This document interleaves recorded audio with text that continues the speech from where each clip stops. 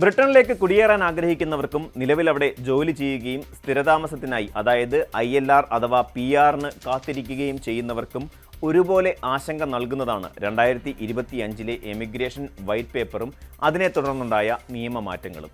British സർക്കാർ കുടിയേറ്റ സംവിധാനത്തിന്മേലുള്ള നിയന്ത്രണം പുനഃസ്ഥാപിക്കാനായി അവതരിപ്പിച്ച ഈ മാറ്റങ്ങൾ രാജ്യത്തേക്കുള്ള നെറ്റ് മൈഗ്രേഷൻ കുറയ്ക്കുക എന്ന ലക്ഷ്യത്തോടെയുള്ളതാണ്. വെറുമൊരു നയരേഖ മാത്രമായിരുന്ന വൈറ്റ് പേപ്പർ പിന്നീട് സർക്കാർ നടപ്പിലാക്കാൻ ഉദ്ദേശിക്കുന്ന നിയമമാറ്റങ്ങൾ മുന്നോട്ട് വെച്ചു. ഈ മാറ്റങ്ങൾ ബ്രിട്ടനിൽ ജീവിക്കുന്ന ആയിരക്കണക്കിന് മലയാളികൾ ഉൾപ്പെടെയുള്ള പ്രവാസികളെ എങ്ങനെ ബാധിക്കുമെന്നും എന്തുകൊണ്ടാണ് ഈ നിയമങ്ങൾ കർശനമാക്കുന്നത് എന്ന് നമുക്ക് വിശദമായി ഒന്ന് പരിശോധിക്കാം.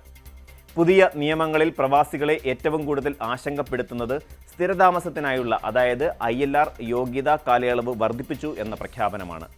മുൻപ് മിക്ക വിസക്കാർക്കും 5 വർഷം കൊണ്ട് സ്ഥിരതാമസം ലഭിച്ചിരുന്നുവെങ്കിൽ ഇനി അത് ഓരോ വിഭാഗക്കാർക്കും വ്യത്യസ്തമായിരിക്കും. ഈ മാറ്റങ്ങൾ 2026 ഏപ്രിൽ മുതൽ പ്രാബല്യത്തിൽ വരുമെന്നാണ് സൂചന. പുതിയ നിർദ്ദേശങ്ങളിൽ പ്രധാന മാറ്റം മിക്ക പ്രവാസികൾക്കും സ്ഥിരതാമസത്തിന് വേണ്ടിയുള്ള അടിസ്ഥാന കാലയളവ് 5 വർഷത്തിൽ നിന്ന് 10 വർഷമായി ഉയർത്തും എന്നതാണ്. എന്നാൽ 50,270 പൗണ്ടിലധികം വാർഷിക വരുമാനമുള്ള ഉയർന്ന വൈദഗ്ധ്യമുള്ള ജോലിക്കാർക്കും പൊതുമേഖലയിലെ ആരോഗ്യ വിദ്യാഭ്യാസ മേഖലയിൽ പ്രവർത്തിക്കുന്നവർക്കും 5 വർഷം എന്ന പഴയ യോഗ്യതാ കാലയളവ് നിലനിർത്തും. നഴ്സുമാർ ഈ വിഭാഗത്തിൽ ഉൾപ്പെടാൻ സാധ്യതയുണ്ട്. കെയറർമാർ അടക്കമുള്ള ഇടത്തരം വൈദഗ്ധ്യമുള്ള അതായത് മീഡിയം സ്കിൽഡ് ജോലികളിൽ പ്രവർത്തിക്കുന്നവർക്ക് സ്ഥിരതാമസത്തിനായി 15 വർഷം വരെ കാത്തിരിക്കേണ്ടി വന്നേക്കാം. കൂടാതെ ബ്രിട്ടനിലെ സാമൂഹിക ആനുകൂല്യങ്ങൾ കൈപ്പറ്റിയവർക്ക് ഈ കാലയളവ് 20 വർഷം വരെ നീളാൻ സാധ്യതയുണ്ട്. ഇതിലൂടെ സാമ്പത്തികമായി സ്വയം പര്യാപ്തരാകാത്തവർക്ക് സ്ഥിരതാമസം ലഭിക്കുന്നത് കൂടുതൽ ദുഷ്കരമാകും. അഭയാർത്ഥി പദവിയിൽ ബ്രിട്ടനിൽ എത്തുന്നവർക്ക് അതായത് പുനരധിവാസ പദ്ധതികളിലൂടെ അല്ലാതെ വരുന്നവർക്ക് സ്ഥിരതാമസത്തിന് 20 വർഷം വരെ കാത്തിരിക്കേണ്ടി വന്നേക്കാം. അനധികൃതമായി രാജ്യത്ത് പ്രവേശിച്ച് വിസ നേടിയവർക്ക് ഇത് 30 വർഷം വരെയാകാം. ഇത് അഭയാർത്ഥികളുടെ 5 വർഷത്തിന് ശേഷം സ്ഥിരതാമസം എന്ന നിലവിലെ ഓട്ടോമാറ്റിക് അവകാശം ഇല്ലാതെയാക്കും. ഈ മാറ്റങ്ങൾ ഇപ്പോൾ ബ്രിട്ടനിൽ താമസിക്കുന്ന എല്ലാവരെയും നിലവിൽ 5 വർഷം പൂർത്തിയാക്കാൻ കാത്തിരിക്കുന്നവരെയും ബാധിക്കുമെന്നാണ് സർക്കാർ നിലപാട്. എന്നാൽ ട്രാൻസിഷൻ അറേഞ്ച്മെന്റുകൾ ഉണ്ടാകുമോ എന്നതിനെക്കുറിച്ച് അന്തിമ തീരുമാനമായിട്ടില്ല. ബ്രിട്ടന്റെ പൊതുമേഖലാ ആരോഗ്യ സംവിധാനമായ NHS-ൽ നഴ്സുമാർക്ക് ഇപ്പോഴും വലിയ പ്രാധാന്യമുണ്ട്. പുതിയ നിയമങ്ങൾ കെയറർമാരെ പോലെയുള്ള ലോ സ്കിൽഡ് വിഭാഗത്തെ കടുപ്പത്തിൽ ബാധിക്കുമ്പോഴും നഴ്സുമാരെ പോലെയുള്ള പൊതുമേഖലയിലെ ഉയർന്ന വൈദഗ്ധ്യമുള്ള പ്രൊഫഷണലുകൾക്ക് 5 വർഷം കൊണ്ട് സ്ഥിരതാമസം ലഭിക്കുന്നതിൽ ഇളവ് നൽകുന്നത് ആശ്വാസകരമാണ്. എന്നാൽ കെയറർമാർ ശ്രദ്ധിക്കേണ്ട പ്രധാന വിഷയം 2025 ജൂലൈ 22 മുതൽ സാമൂഹിക പരിപാലന മേഖലയിൽ വിദേശ തൊഴിലാളികളെ റിക്രൂട്ട് ചെയ്യുന്നത് നിർത്തലാക്കിയിട്ടുണ്ട് എന്നതാണ്. ഈ മേഖലയിലേക്ക് ഇനി പുതിയതായി വിദേശത്ത് നിന്ന് ആളുകൾക്ക് വരാൻ സാധിക്കില്ല. നിലവിൽ കെയറർ വിസയിൽ ഉള്ളവർക്ക് സ്ഥിരതാമസത്തിനായി 15 വർഷം വരെ കാത്തിരിക്കേണ്ടി വരും എന്നത് ഈ മേഖലയിലെ മലയാളികൾക്ക് വലിയ തിരിച്ചടിയാണ്. ബ്രിട്ടീഷ് യൂണിവേഴ്സിറ്റികളിൽ പഠിക്കാനെത്തുന്ന വിദ്യാർത്ഥികളെയും പുതിയ നിയമങ്ങൾ ബാധിക്കുന്നുണ്ട്. അന്താരാഷ്ട്ര വിദ്യാർത്ഥികൾക്ക് പഠനം പൂർത്തിയാക്കിയ ശേഷം UK-യിൽ തങ്ങി ജോലി അന്വേഷിക്കാൻ നൽകുന്ന ഗ്രാജുവേറ്റ് വിസയുടെ കാലയളവ് 2 വർഷത്തിൽ നിന്ന് 18 മാസമായി കുറയ്ക്കാൻ പദ്ധതിയുണ്ട്. PhD-ക്കാർക്ക് 36 മാസം ലഭിക്കും. ഇത് 2027 ജനുവരി 1 മുതൽ അപേക്ഷിക്കുന്നവർക്ക് ബാധകമാകും. ഗ്രാജുവേറ്റ് വിസയിൽ ഉള്ളവർക്ക് നിലവിലെ തൊഴിലുടമയുടെ കീഴിൽ സ്കിൽഡ് വർക്കർ വിസയിലേക്ക് മാറാൻ മുൻപ് എളുപ്പമായിരുന്നു.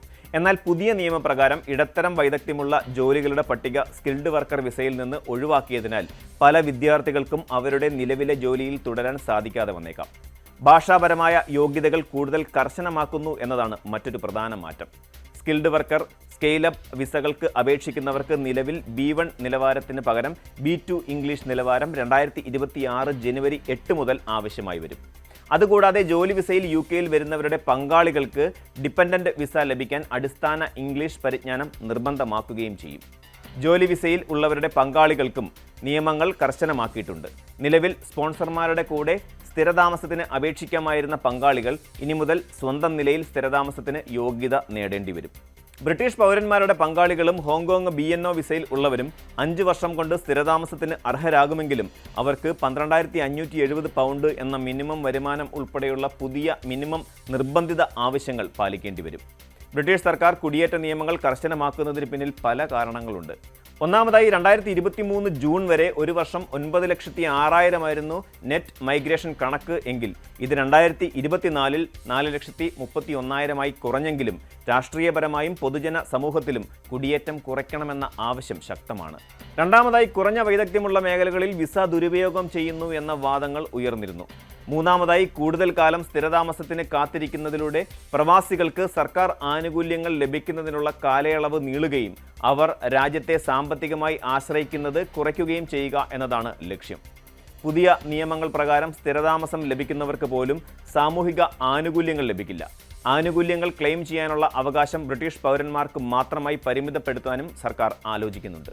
ബ്രിട്ടന്റെ പുതിയ കുടിയേറ്റ നിയമങ്ങൾ പ്രവാസികൾക്ക്, പ്രത്യേകിച്ച് ഇടത്തരം വരുമാനക്കാരെയും അഭയാർത്ഥികളെയും വലിയ വെല്ലുവിളികൾ ഉയർത്തുന്നു. ഈ മാറ്റങ്ങൾ യുകെയിലുള്ള ആകർഷണം കുറയ്ക്കുമോ അതോ ഉയർന്ന വൈദഗ്ധ്യമുള്ള തൊഴിലാളികളെ മാത്രം ആകർഷിക്കുന്നതിൽ സർക്കാർ വിജയിക്കുമോ എന്നത് കാത്തിരുന്ന് കാണേണ്ടിയിരിക്കുന്നു. പ്രവാസം എന്നത് പലർക്കും ഒരു ജീവിത സ്വപ്നമാണ്. എന്നാൽ ഈ നിയമപരമായ മാറ്റങ്ങൾ ഓരോ പ്രവാസിയുടെയും അവരുടെ യുകെയിലെ ഭാവി എന്തായിരിക്കണം എന്ന് ഗൗരവമായി ചിന്തിക്കാൻ പ്രേരിപ്പിക്കുന്നു. നിങ്ങളുടെ വിസ വിഭാഗം, ജോലി, വരുമാനം എന്നിവയനുസരിച്ച് പുതിയ നിയമങ്ങൾ നിങ്ങളെ എങ്ങനെ ബാധിക്കുമെന്ന് കൃത്യമായി മനസ്സിലാക്കി അതിനനുസരിച്ച് നിങ്ങളുടെ അടുത്ത നീക്കങ്ങൾ ആസൂത്രണം ചെയ്യേണ്ടത് വളരെ അത്യാവശ്യമാണ്. ഈ നിയമങ്ങളെല്ലാം 2026 ഏപ്രിൽ മുതൽ പ്രാബല്യത്തിൽ വരുമെന്ന് പ്രതീക്ഷിക്കുന്നുണ്ട്. എങ്കിലും നിയമപരമായ മാറ്റങ്ങൾ വരുന്നതിന് മുമ്പ് അന്തിമ കൺസൾട്ടേഷനുകൾ നടക്കുന്നുണ്ട്. അതിനാൽ ഔദ്യോഗിക വിവരങ്ങൾക്കായി ബ്രിട്ടീഷ് സർക്കാരിൻ്റെ ഹോം ഓഫീസിൻ്റെ അറിയിപ്പുകൾ കൃത്യമായി പിന്തുടരേണ്ടത് നിർബന്ധമാണ്.